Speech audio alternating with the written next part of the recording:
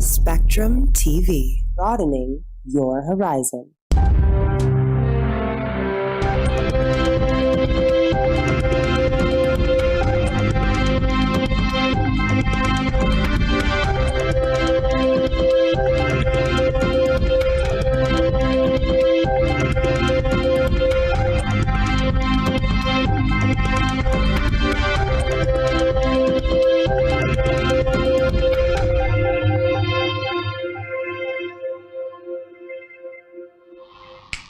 Hello and welcome to Spectrum News at 4. I am Rachel David White, coming to you live from the beautiful hills of Ibiakaran.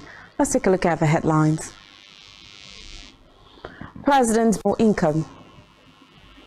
Court remands killer cop till January 30th. Plus, Ukraine shoots down 16 Iranian-made drones. We will bring you details of the stories and more in a moment.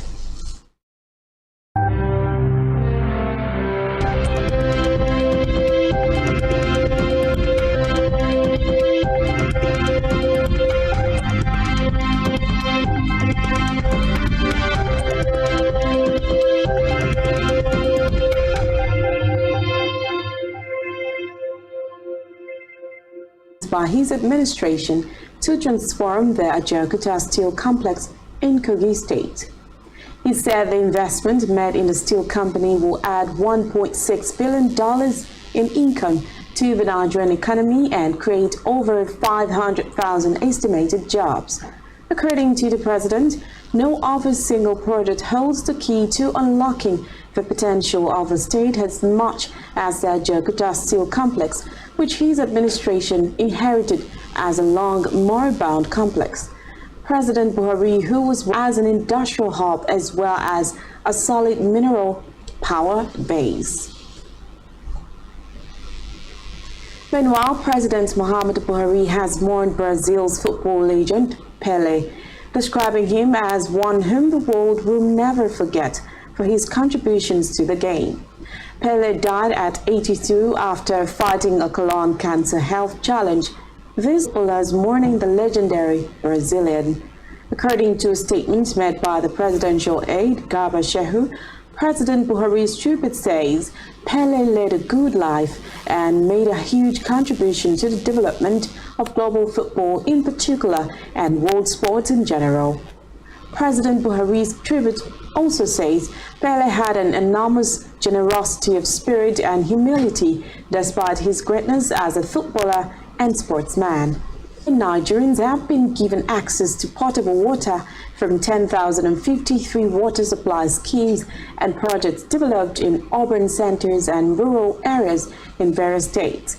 Data obtained from the Federal Ministry of Water Resources in Abuja shows that 6,761 of the water schemes supplying potable water to 32,008,600 Nigerians were solely developed by the federal government between 2016 and 2022.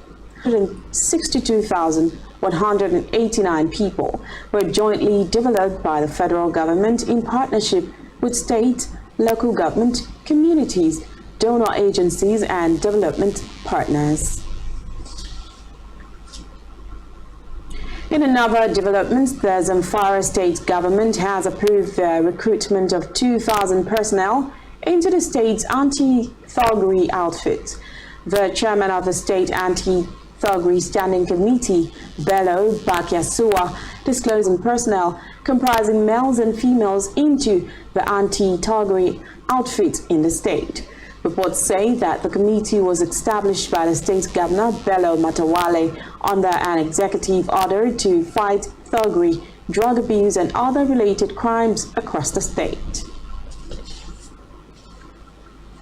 On judiciary matters, Justice Mariam Hassan of the Federal Capital Territory High Court Abuja has surpassed the move by the Department of State Services, DSS, to charge the governor of Central Bank of Nigeria, CBN, the DSS, from arresting, inviting, or detaining Emefiele, declaring the terrorism allegation against the CBN governor by the DSS as vindictive, callous, oppressive, and of no effect.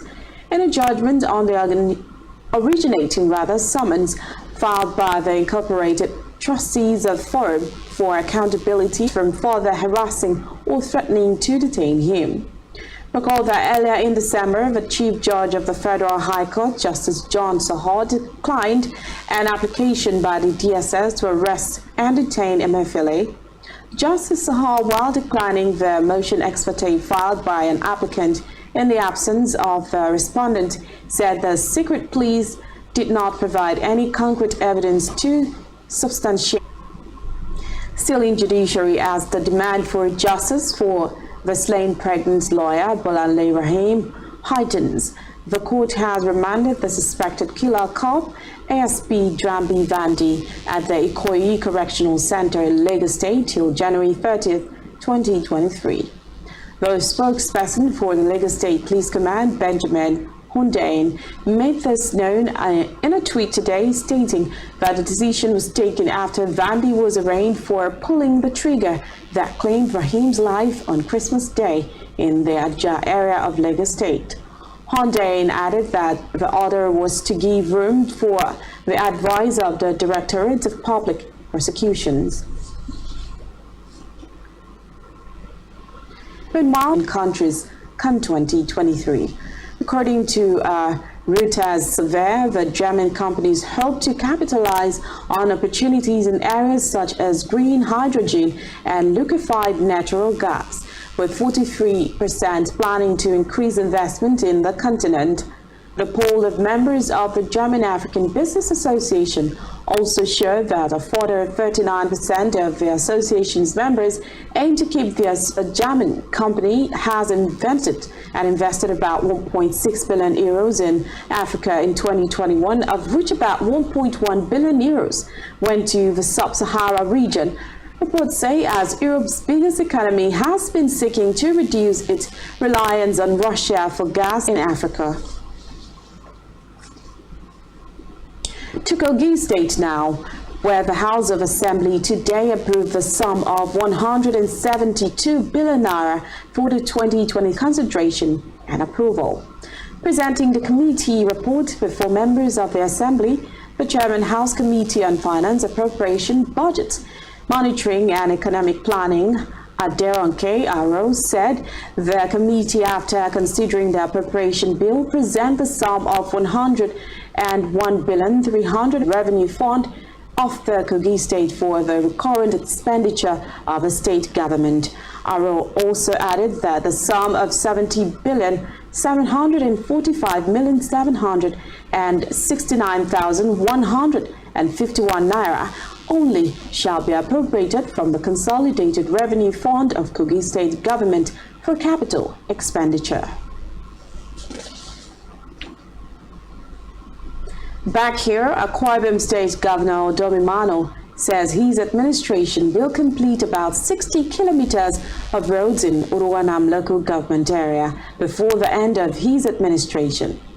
Governor Emmanuel gave the assurance while inaugurating the 14-kilometer Ikorikara-Ikoropanisien Ikoroto-Ibesat Road and the 4.94 Ibesat Opokoro-Ikoribritam Road in Uruanam. The governor said the road projects were in fulfillment of his promise to the people of the area, assuring that the remaining roads and bridges with other development projects would be completed before the end of his administration. Governor Emmanuel therefore thanked the people of the area for providing an enabling environment for the contractors to operate. The governor, who commended the contractors for the quality of the road. If each of us can do just half an hectare plantation of both corn and cassava, I think in the nearest future we'll be self-sufficient. So please, some of them are into palm fruit cultivation, some are into cocoa, some are into cassava, some are into corn. But for cassava and corn, the government is providing input. Even cocoa, we are providing the seedlings so that this can move very fast. Our passion for agri, you can see that drive. You can see the result we've achieved. And within a short period, I want to commission something like this for those who want to make sure we have this complete value chain so that whatsoever you produce, we can actually achieve what I call appropriate pricing. Even right now, with what we are building in Ukarafun for palm kernel, crude palm kernel oil, and palm oil, women shouldn't be staying pricing for what you are producing.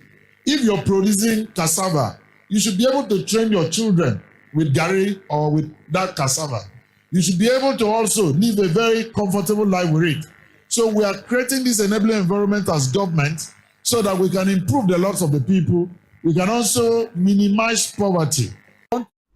Meanwhile, Governor Domimano has encouraged the people of the state to enrichment while inaugurating a cassava starch processing plant in Orowanam local government area, said his administration has created an enabling environment by establishing processing plants to add value to agricultural produce from the state.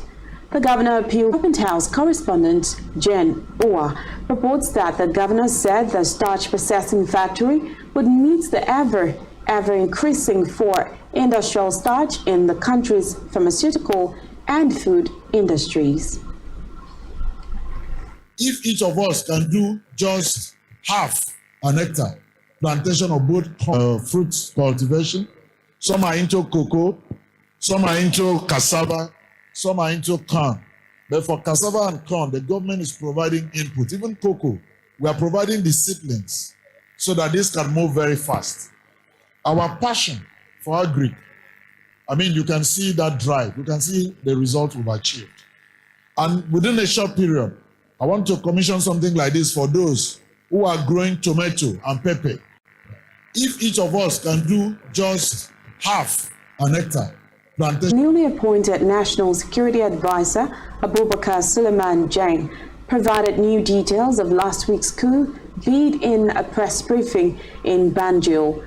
He also presented the government's response to the fraud scheme and said investigators are looking into the different angles of the coup, noting that alleged coup plotters wanted to detain ministers and senior officials to prevent foreign interventions. Reports say 7 soldiers have been arrested and at least 2 other people accused of playing a role in the coup bid are still at large. Meanwhile, the investigating panel has 30 days to report back on the coup attempt that targeted President Adama Barrow's government. Who are both within and outside of the country. The investigations are seriously looking into this angle. In addition, in accordance with the laws of the Gambia and in line with international best practice, the Gambia government has constituted a joint... Jinping has said Beijing is ready to ramp up political cooperation with Moscow. He made the statement during a virtual meeting with his Russian counterpart, Vladimir Putin. Report says against the background of a difficult international situation, China is ready to increase political cooperation with Russia. Still on the foreign scene, Ukraine Air Force Command says Ukrainian air defense forces shot down 16 Iranian-made Shahid drones overnight through the early hours of today. The attack comes a day after Russia launched one of the largest missile bombardments against Ukraine since the war began. Reports say the drones attacked Ukraine from the southeastern and northern directions to overcome the air defense system of Ukraine. The enemy tried to use the Dnipro River, bringing a total shot over the Kyiv region to 7. Still to come in the news. Brazil in mourning for king of football, Pelé. Stay with us.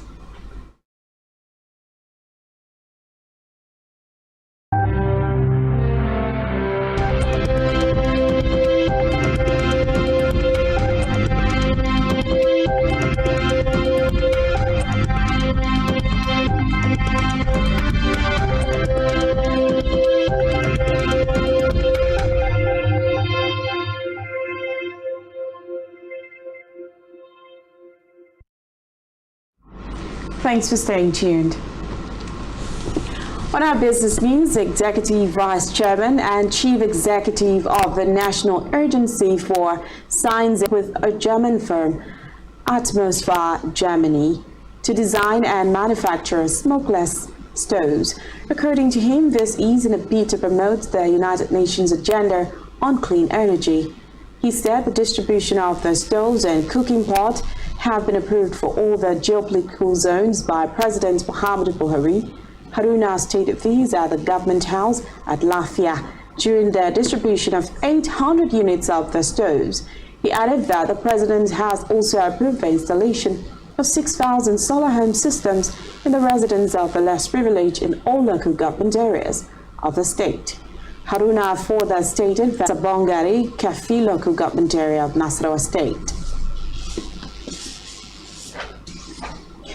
In health, the United States has joined a growing number of countries in imposing restrictions on visitors from China after Beijing announced it would remove curbs on overseas travels as COVID to lift strict rules that had largely kept the virus at bay but tanked the economy and sparked widespread protests. China says that it intends to end mandatory quarantine on arrival while prompting many jubilant Chinese people in making plans to travel abroad. In response, the United States and several other countries have announced that they would require negative COVID tests for all travelers from mainland China. Still in health, the Nigeria Medical Association says that the scourge of brain drain is immensely hitting the nation's healthcare sector hard, noting that the federal government should take steps to stop it. Instead, the nation's health sector had deteriorated in healthcare delivery, adding that this is also fueling brain drain. The NMA president, Dr. Uche Ojima, lamented that the difficulties faced by Nigerian doctors have worsened in recent times. He further said that the country is still plagued with diseases such as COVID-19 and Lassa fever and requires equipment to tackle them. For the first week of January 2023, reports say the wake will be held on Monday 2nd in the Urbano Caldera Stadium, better known as Villa Belmiro, while his body will be laid to rest on Tuesday 3rd of January at his Santos home, where he enchanted the world.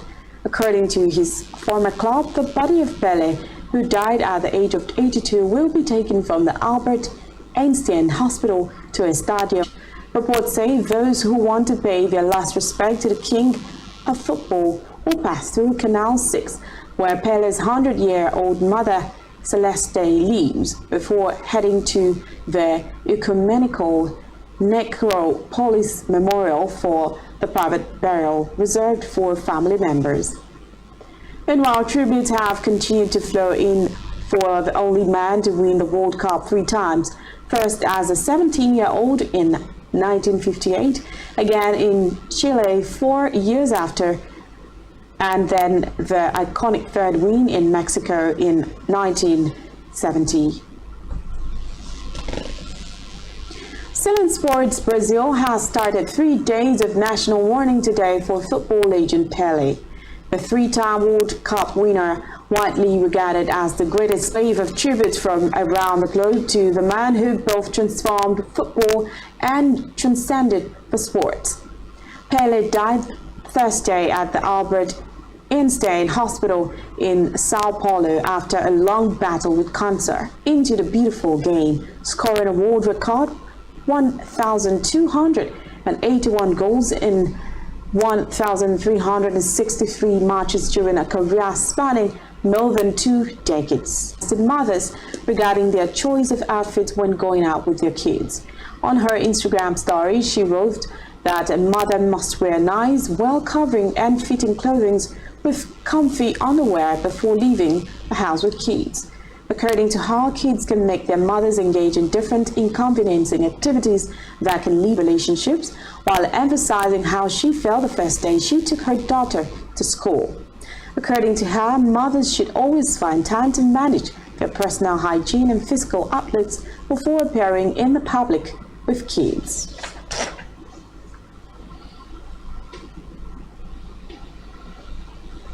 Hollywood actor Alex Akubo after she cancelled their August 2021 wedding. All pictures of Alex from her Instagram page and their joint Instagram account, announcing that they are no longer together. However, the model has recently taken to Instagram to publicly apologize to the Nollywood actor, saying that nothing makes sense to her when she is away from him. She further apologized for the pain she had caused him. Have for you at this time. Do ensure to follow us on social media and subscribe to our YouTube channel, all of which you can find on our website, spectrumtv.ng. You have been watching Spectrum News at 4. I am Rachel David Watts. Good afternoon.